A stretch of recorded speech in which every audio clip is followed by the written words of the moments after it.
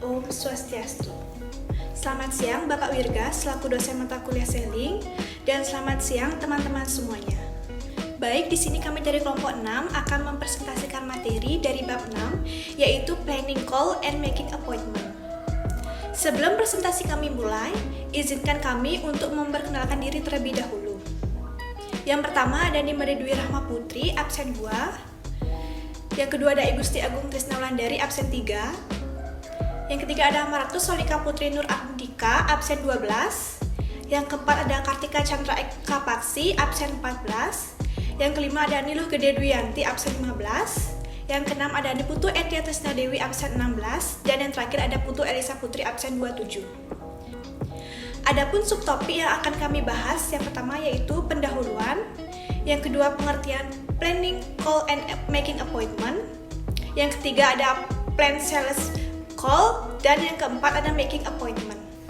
Baik, inilah presentasi dari kami. Selamat menyaksikan.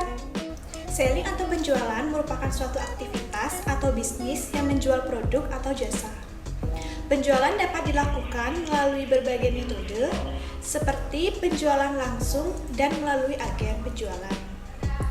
Di perusahaan yang bergerak dalam bidang distribusi dan pemasaran, dalam metode penjualannya terdapat suatu kunjungan penjualan atau yang disebut sales call. Adapun tujuan dari sales call yaitu memperoleh penjualan. Sebuah kunjungan penjualan atau sales call dikatakan efektif jika dalam kunjungan tersebut menghasilkan penjualan. Dan sesuatu yang memang menjadi target dari kunjungan tersebut selain penjualan, misalnya yaitu penjualan untuk produk tertentu, penjualan dalam volume tertentu, dan yang lainnya, yang memang menjadi persyaratannya. Planning Call. Planning Call atau rencana kunjungan merupakan salah satu proses penjualan yang bertujuan untuk memperoleh penjualan sesuai target atau sebanyak-banyaknya. Sehingga dapat didefinisikan bahwa planning call atau rencana kunjungan merupakan suatu jadwal kunjungan yang dilakukan untuk mengunjungi customer-nya. Jadwal kunjungan umumnya dibuat oleh supervisor dari perusahaan distributor tersebut dengan mempertimbangkan banyak hal. Kunjungan penjualan biasanya dijadwalkan 1 sampai dengan 4 kali dalam sebulan. B. Making Appointment. Making appointment merupakan salah satu proses dalam planning call atau rencana kunjungan yang dilakukan. Janji merupakan sebuah ekspresi yang digunakan untuk membuat sebuah atau beberapa perjanjian bertemu atau melakukan suatu hal dengan orang lain pada waktu tertentu atau waktu yang telah ditentukan dan telah disepakati bersama. Sehingga dapat didefinisikan bahwa making appointment merupakan suatu kegiatan yang dilakukan untuk membuat janji pertemuan dengan orang lain pada waktu yang telah ditentukan dan telah disepakati kedua belah pihak untuk memperlancar proses penjualan. Yang kedua ada planning sales call. Why planning sales call? Sales call merupakan kunjungan kepada prospek atau pelanggan kita dengan tujuan untuk menghasilkan penjualan ataupun meningkatkan penjualan bagi yang sudah menjadi pelanggan kita. Karena waktu merupakan set yang penting bagi pelanggan atau calon pelanggan, kita harus menggunakan waktu yang baik saat melakukan sales call atau kunjungan ke calon pelanggan kita. Baik, saya akan lanjutkan presentasi sebelumnya. Salah satu aspek supaya dapat menggunakan waktu yang baik dalam sales call adalah perencanaan. Kita mempersiapkan tujuan kunjungan ini dan juga apa saja yang akan dibicarakan. Mengapa rencana kunjungan penjualan penting untuk dilakukan? Adapun keuntungan dari rencana kunjungan penjualan yaitu yang pertama ada kesempatan untuk meraih sukses dalam setiap kunjungan yang lebih tinggi. Pembeli mendengar begitu banyak proposal dan memperoleh begitu banyak kontribusi dari salespeople. Mereka tahu kapan suatu kontribusi sudah dipersiapkan, diorganisasikan, dan dipikirkan secara matang-matang. Oleh karenanya, kebanyakan pembeli akan mengusir salespeople yang tidak didukung oleh perencanaan yang baik. dan mereka juga tahu kapan Anda melihat masalah dari kacamatanya atau dari kacamata Anda sendiri. Yang kedua, menghemat waktu Anda dan calon pembeli Anda. Sangat mengherankan segitu kita tahu sales mengungkapkan mereka tidak punya waktu untuk merencanakan karena dalam kenyataannya merencanakan suatu dengan efektif akan menghemat waktu dalam jangka panjang.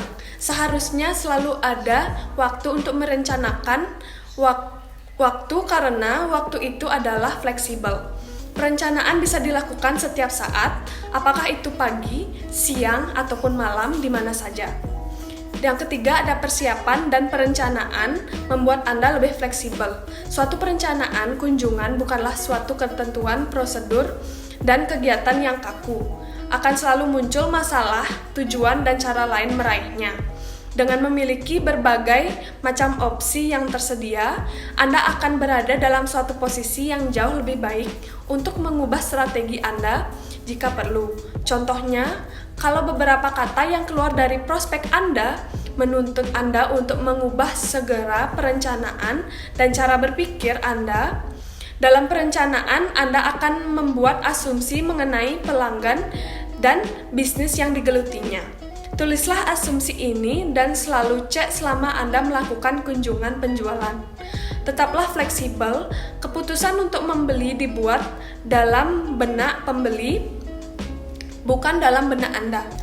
Yang keempat, ada kemampuan untuk membuat hubungan jangka panjang dengan pembeli, akan meningkatkan pembelian. Pembeli adalah manusia juga seperti Anda dan saya. Mereka akan menghargai orang yang menyita waktunya untuk memecahkan masalah yang dimilikinya dan memperlihatkan pengertiannya serta respeknya terhadap situasi dan kebutuhan yang mereka miliki. Memiliki suatu perencanaan juga merupakan tanda akan keinginan masa depan yang hendak dibentuk serta cara yang hendak Anda tumbuhkan untuk meningkatkan kontak sebagai hubungan bisnis dengan mana suatu masalah dipecahkan dan keinginan bersama-sama bisa dipuaskan. Dalam pembuatan rencana ini, Anda memiliki pemikiran tentang bagaimana Anda akan menciptakan tingkat kepercayaan dan kerjasama dengan mana hubungan tersebut bisa dimungkinkan. Yang kelima, ada kepercayaan diri Anda akan meningkat. Selling adalah suatu permainan yang menakutkan tetapi tidak ada yang mampu meningkatkan kepercayaan Anda kecuali Anda mampu menguasai diri Anda sendiri dengan melakukan persiapan sebelumnya akan memberikan Anda kepercayaan diri yang tinggi untuk membawa proses konsultasi kembali kepada isu-isu yang penting jika Anda melihat proses ini menyimpang dari arah yang Anda inginkan. Sebaliknya, dengan kepercayaan akan sangat membantu Anda untuk fleksibel dan mendengarkan pelanggan Anda. Selanjutnya ada planning a sales. Planning a sales merupakan salah satu aspek supaya dapat menggunakan waktu yang baik dalam sales call adalah perencanaan. Kita mempersiapkan tujuan kunjungan ini juga apa saja yang akan dibicarakan. Perencanaan dalam kunjungan penjualan disebut dengan plan a sales call. Planning a sales call adalah sebuah daftar yang memuat daftar pelanggan yang harus dikunjungi oleh salesman pada minggu, hari, atau jam tertentu. Sales call juga disebut dengan strategi distribusi untuk mengelola sebuah wilayah penjualan dan pemasaran. Proses sales call dilakukan oleh tim sales dengan mendatangi berbagai segmen seperti perusahaan-perusahaan, badan pemerintahan, banking, kantor media komunikasi, universitas, tour and travel, koperasi, dan instansi yang potensial. Baik, sekian dari presentasi saya. Presentasi selanjutnya akan dilanjutkan oleh Putri. Baik, presentasi akan saya lanjutkan. Adapun tujuan dari plan sales call atau rencana kunjungan penjualan yaitu yang pertama, mendapatkan janji untuk melakukan demo Demo produk merupakan langkah penting untuk meyakinkan kepada calon pembeli mengenai kualitas dan manfaat dari produk kita. Yang kedua, mendapatkan janji untuk melakukan presentasi. Presentasi merupakan langkah penting untuk mengenalkan dan meyakinkan calon pembeli mengenai kegunaan dan kualitas produk atau layanan kita. Yang ketiga, yaitu melakukan stok barang yang ada dalam pelanggan. Mengetahui stok barang yang ada di pelanggan penting untuk membantu pelanggan dalam melakukan penjualan. Ini penting untuk pelanggan retail maupun distributor. Jika barang mulai habis, kita dapat menyarankan untuk melakukan pembelian kepada kita. Jika banyak barang yang belum terjual, kita dapat membantu bagaimana agar barang cepat terjual.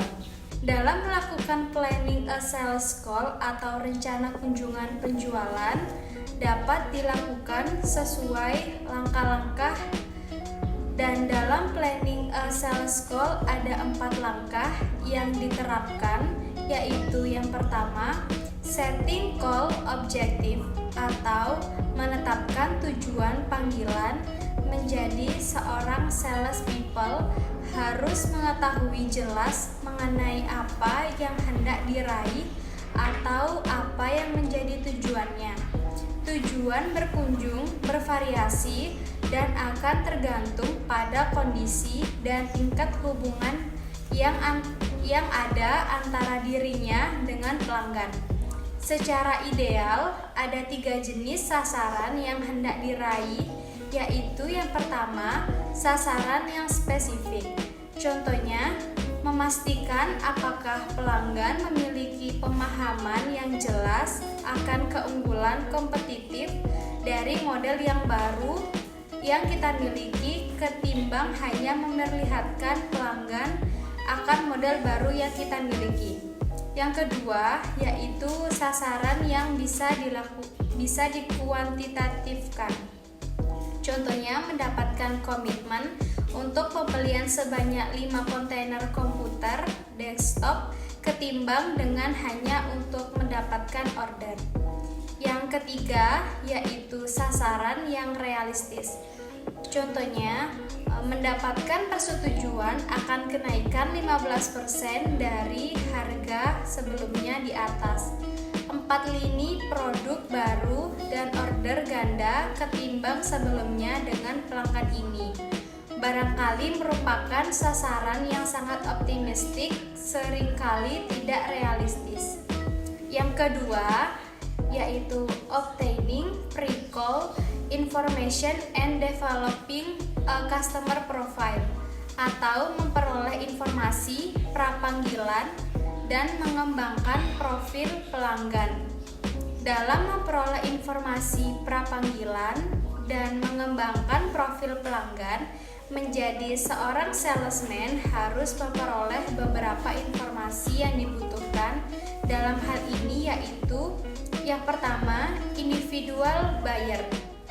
Dalam individual buyer terdapat nama ejaannya dan cara mengucapannya, gelar dan tanggung jawab, sikap terhadap perusahaan, produk, sales people, sikap terhadap pesaing, pedagang, dan opini terhadap produk tertentu atau isu-isu tertentu di masyarakat, personalitas dan social style-nya, latar belakang pendidikannya, hobi, personal interest, dan lain sebagainya. Yang kedua, yaitu the organization.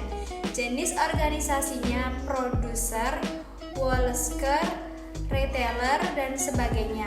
Benefit yang dicari pelanggan, pesaing, situasi pembelian, kebijakan perusahaan, alasan utama pemilihan. Baik, sekian presentasi dari saya. Selanjutnya dilanjutkan oleh teman saya, Elisa. Baik, jadi di sini saya akan melanjutkan presentasi dari sebelumnya. Yang ketiga ada preparing a call format atau menyiapkan format panggilan salespeople yang telah menentukan sasaran dari kunjungan yang dilakukan. Untuk mencari informasi dan mengembangkan profil pelanggan, maka selanjutnya dia harus mulai mengembangkan suatu outline tentang bagaimana kunjungan ini akan berlangsung, apa yang akan disampaikan dan diperlihatkan, dan dalam urutan yang bagaimana. Dalam beberapa kejadian hal ini bisa berlangsung secara langsung, tetapi ada juga yang menuntut pemikiran dan perencanaan yang matang. Yang keempat ada making the appointment atau membuat janji temu. Membuat janji temu ini dilakukan dengan adanya perjanjian terlebih dahulu antara tim sales dengan PIC atau person in charge dengan mengunjungi perusahaan atau instansi yang telah dihubungi Universitas Sumatera Utara 35 terlebih dahulu dan membuat janji untuk bertemu mengenai waktu dan tempat pertemuan akan dilakukan. Sales call jenis ini biasanya perbincangan antara tim sales dengan PIC sudah mengarah untuk membahas bisnis atau kegiatan yang akan diselenggarakan bersama. Sebelum melakukan appointment, sales visit kunjungan penjualan yang paling efektif akan terjadi bila appointment atau janji ketemu sudah dibuat terlebih dahulu. Seperti yang pernah disarankan metode Canvas adalah metode yang paling sulit untuk dilakukan. Keuntungan untuk membuat janji temu terlebih dahulu adalah yang pertama ada menghemat waktu, yang kedua ada kesempatan untuk bertemu dengan orang yang tepat, yang ketiga ada memberikan alasan yang sah bagi salespeople untuk berada di sana, yang keempat ada kemungkinan untuk menghasilkan kesempatan yang produktif bagi sales dan pelanggan. Baik, yang selanjutnya ada making appointment. Yang pertama ada appointment with regular customer. Membuat appointment dengan pelanggan yang sudah pernah ditemui sebelumnya biasanya terjadi secara langsung. Nama perusahaan dan Anda sudah diketahui dan biasanya menjadi catatan atas kunjungan-kunjungan sebelumnya. Kendati demikian, Anda masih perlu menyediakan informasi untuk memastikan bahwa bertemu dengan Anda akan sangat bermanfaat bila kunjungan dilakukan secara teratur. Kebanyakan sales pada akhir kunjungannya biasanya menyusun waktu, tanggal, dan tempat untuk kunjungan berikutnya. Yang B ada appointment with prospect. Pendekatan yang berbeda diperlukan saat bertemu dengan prospek untuk pertama kali. Prospek biasanya adalah orang yang sibuk yang biasanya tidak memiliki waktu dan maksud untuk bertemu atau berkunjung baik secara langsung ataupun lewat telepon. Seringkali prosesnya tidak begitu sulit, terutama pada kasus di mana prospek adalah seorang pembeli yang profesional yang memang pekerjaannya untuk mencari pemasok baru bagi produk yang dibutuhkannya. Kalau prospeknya bukan pembeli profesional, dibutuhkan sedikit kesabaran karena akan mengalami 48 kesulitan dalam membuat appointment dan Anda perlu memikirkan sesuatu untuk menarik minat pelanggan atau produk yang ditawarkan. Baik, yang selanjutnya terdapat beberapa cara dalam membuat janji temu dengan prospek, yaitu yang pertama, hubungi prospek sebelum jam kerja reguler, misalnya mereka yang bertanggung jawab atas keamanan TI bekerja bahkan di jam-jam yang paling tidak suci. Mereka harus bisa memastikan tidak peduli jam berapa sekarang ataupun keamanannya bisa 100%. Yang kedua, jangan hanya mengandalkan satu saluran yang sama. Hal yang sama berlaku ketika mencoba membuat janji temu dengan eksklusif puncak perusahaan. Anda harus memanfaatkan semua bentuk saluran media untuk mendapatkan perhatian mereka dari email, panggilan telepon, catatan tulis tangan, atau buletin eksklusif. Semakin banyak semakin baik karena akan memberi Anda lebih banyak peluang untuk mendapatkan jawaban. Yang ketiga, ada aktif mendengarkan daripada berbicara. Saat mencoba membuat janji temu dengan prospek, Anda tidak bergantung pada skrip. Itu ada sebagai pedoman, tetapi Anda harus mendengarkan. Ketika Anda dapat menentukan apa kebutuhan prospek Anda dapat dengan mudah memposisikan produk atau layanan Anda sesuai dengan kebutuhan tersebut. Yang keempat ada memelihara prospek. Anda dapat menindaklanjuti dengan mereka yang telah berinteraksi dengan merek Anda. Anda bisa mendapatkan informasi itu dari tim pemasaran Anda. Yang kelima ada minta referensi. Referensi sangat penting bagi perusahaan manapun. Ini juga menghemat waktu Anda di dalam membangun hubungan dengan prospek atau kepercayaan yang mereka miliki perujuk ditransfer kepada Anda. Anda dapat meminta referensi dalam jaringan Anda sendiri. Yang keenam ada minta pertemuan. Cara terbaik untuk mengamankan janji temu dengan prospek adalah dengan langsung minta pertemuan. Yang terakhir ada menetapkan janji temu dengan prospek. Atau apapun industri yang Anda geluti itu sulit. Anda membutuhkan kerja keras dan ketekunan dan Anda akan menerima lebih banyak. Baik, sekian presentasi dari saya. Presentasi selanjutnya akan dilanjutkan oleh Dwi Rahma. Baik, saya akan melanjutkan presentasi sebelumnya. Choosing the right time. Choosing the right time atau memilih waktu yang tepat adalah salah satu aturan komunikasi yang produktif, yakni keadaan di mana kedua belah pihak sama-sama siap untuk saling bertukar informasi maupun pikiran. Sebagai seorang sales dan marketing, dapat memilih waktu yang tepat merupakan langkah awal untuk mendapatkan calon pelanggan. Terdapat beberapa hal penting yang perlu diperhatikan dalam menentukan waktu yang tepat, yaitu yang pertama, mengetahui produktivitas calon pelanggan. Sebagai seorang sales dan marketing, penting untuk memperhatikan pola bekerja calon pelanggan, di mana letak produktivitas calon pelanggan sebelum mengambil keputusan untuk melakukan pertemuan atau panggilan. Yang kedua, menentukan hari terbaik untuk melakukan pertemuan. Hari Senin dan Jumat merupakan hari yang kurang baik untuk membuat janji karena umumnya seseorang akan memiliki pekerjaan yang lebih banyak. Pada hari Senin merupakan hari di mana seseorang harus bekerja dan menentukan strategi berdasarkan laporan kinerja di minggu sebelumnya. Dan pada hari Jumat adalah hari di mana seseorang bekerja harus mengumpulkan data hasil kinerjanya dalam satu pekan, dan pada hari-hari ini perusahaan banyak melakukan rapat. Jadi, hari terbaik untuk melakukan kunjungan penjualan adalah pada hari Rabu dan Kamis. Yang ketiga yaitu menentukan waktu terbaik untuk melakukan panggilan. Ketika sudah menemukan hari yang tepat, maka selanjutnya menentukan waktu yang tepat. Waktu terbaik untuk melakukan panggilan adalah pada kisaran pukul 8 sampai 9 pagi dan pada pukul 16 sampai 17.30 untuk sore hari, atau menyesuaikan dengan 1 jam sebelum pulang kerja pelanggan. Jam yang kurang baik untuk melakukan panggilan adalah pukul 12 sampai 13 karena umumnya pada jam tersebut seseorang akan menghabiskan waktu untuk makan siang dan beristirahat. Baik, selanjutnya itu making appointment by telephone. Sejak adanya teknologi, kehidupan menjadi semakin mudah karena tidak perlu jauh-jauh menemui seseorang secara langsung. Telepon menjadi salah satu hal terpenting dan alat yang paling efektif untuk membuat appointment. Making appointment adalah suatu ungkapan untuk membuat janji kepada seseorang yang nantinya akan bertemu untuk keperluan tertentu. Membuat janji bisa menentukan hari, tanggal, dan tempat. Making appointment digunakan untuk mengajak bertemu seseorang yang disepakati bersama. Kemudian nantinya akan hadir dalam waktu yang disepakati. Selanjutnya itu telepon manner. Telepon adalah media untuk berkomunikasi secara langsung dengan pelanggan atau one-to-one communication media.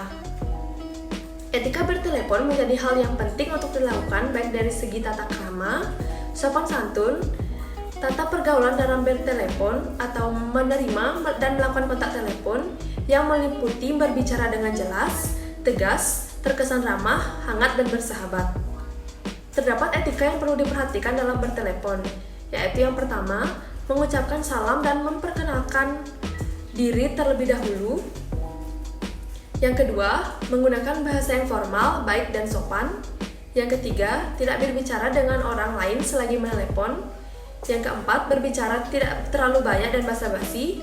Yang kelima, tidak berbicara dengan nada kasar apalagi membentak. Yang keenam, nada dan intonasi bicara tidak terkesan malas atau tidak ramah. Baik, sekian presentasi dari saya. Presentasi selanjutnya akan dilanjutkan oleh Duyanti.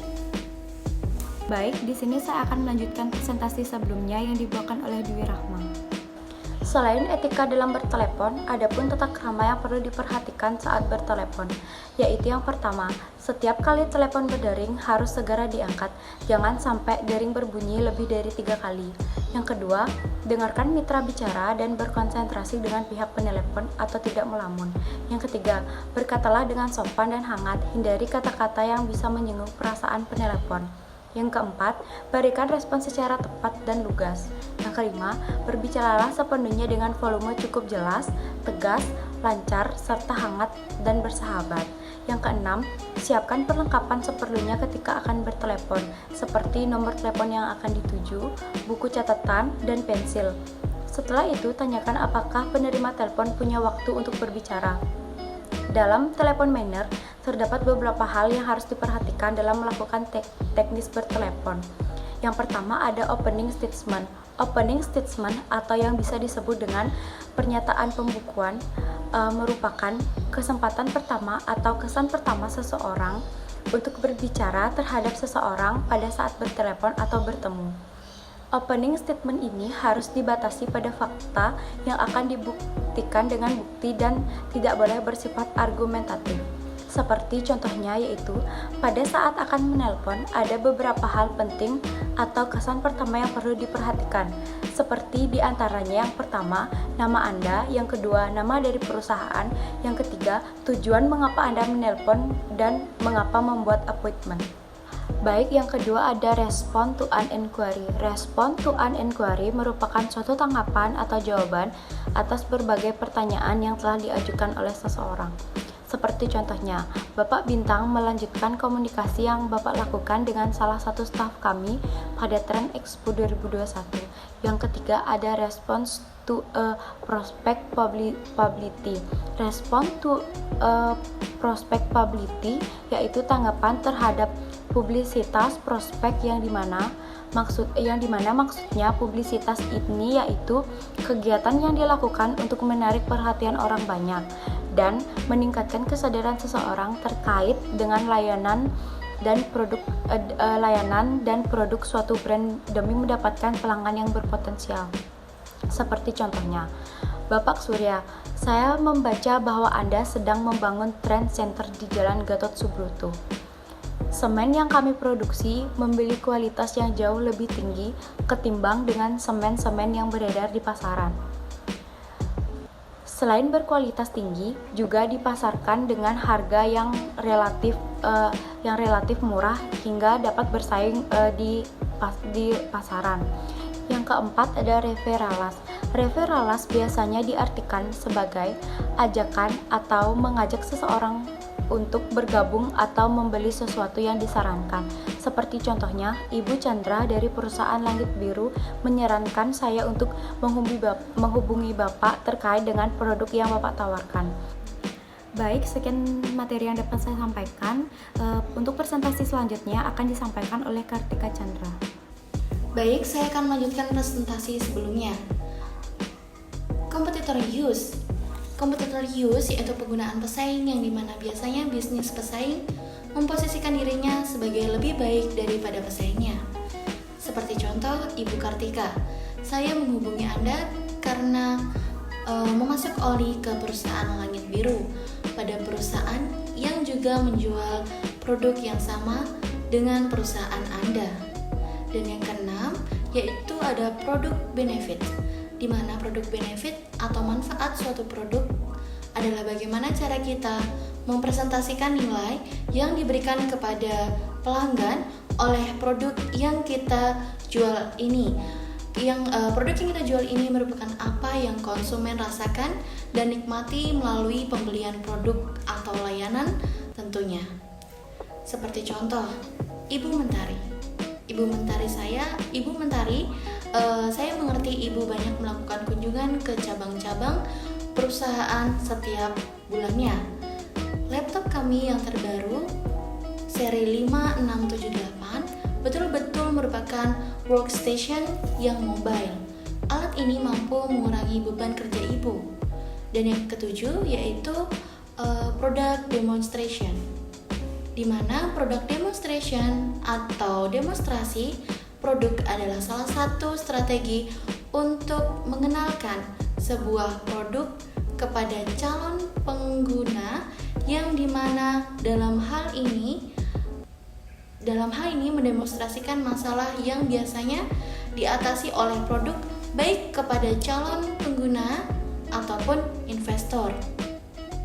Seperti contoh, saya ingin memperlihatkan kepada Anda mengenai model kursi kantor terbaru dari perusahaan kami. Alat ini mampu mengurangi stres dan kepenatan yang Ibu alami, dan kami hanya dapat memberikan kenyamanan dalam waktu 6 menit untuk mendemonstrasikan alat tersebut. Dan yang ke-8 yaitu ada asking question. Asking question yang dimana kita menanyakan pertanyaan atau suatu informasi melalui 5W plus 1H, dimana ada what, where, when, who, why, and how. Seperti contoh, saya memahami Bapak baru saja melakukan pesanan dalam jumlah yang sangat besar untuk pemasok perusahaan Langit Putih akan perlengkapan refrigerator.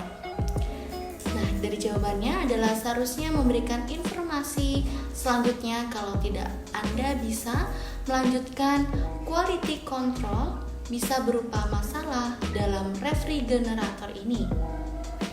Jadi, percobaan yang kami lakukan terhadap produk yang bertipe 118 bisa menghemat waktu sebesar 50% untuk operasi berdurasi jangka panjang dan mampu menyediakan kontrol informasi tambahan. Dan yang kesembilan yaitu ada leave message pada saat penelpon tidak berhasil menghubungi orang yang dimaksud. Nah, tugas kita sebagai penerima telepon adalah memberitahu bahwa orang yang dituju sedang tidak dapat menerima atau mengangkat panggilan telepon dengan memberikan alasan tertentu. Setelah kita memberitahu orang yang dituju tidak dapat menerima telepon yang masuk, tugas seorang penerima telepon selanjutnya adalah menanyakan apakah si penelpon ingin meninggalkan sebuah pesan atau tidak. Dan pastinya kita harus memastikan pada saat penerimaan pesan kita memperoleh data seperti nama, telepon yang dapat dihubungi, waktu dan isi dari pesan yang diberikan, dan kemudian akan kita sampaikan pesan tersebut sesegera mungkin. Sekian presentasi dari saya kembalikan kepada moderator. Baik, di sini saya akan menyampaikan kesimpulan dari topik 6. Kesimpulan dari materi topik 6 tentang planning calls and making appointment adalah yang dimana jika kita akan merencanakan kunjungan ke suatu perusahaan, maka hal yang pertama akan kita lakukan adalah membuat jadwal ataupun janji terlebih dahulu. Dengan adanya kita membuat jadwal ataupun janji kepada seseorang, itu merupakan cara kita untuk menunjukkan rasa hormat terhadap orang dan waktu mereka. Kesempatan untuk bertemu orang lebih tepat dan menghemat waktu. Maka dari itu, ada baiknya kita membuat janji terlebih dahulu. Dengan adanya merencanakan kunjungan penjualan ke pelanggan secara efektif, maka target penjualan akan terpenuhi. Dan rencana penjualan bisa dilakukan dengan making appointment agar proses penjualan bisa berjalan sesuai tujuan dan saling menguntungkan satu sama lain.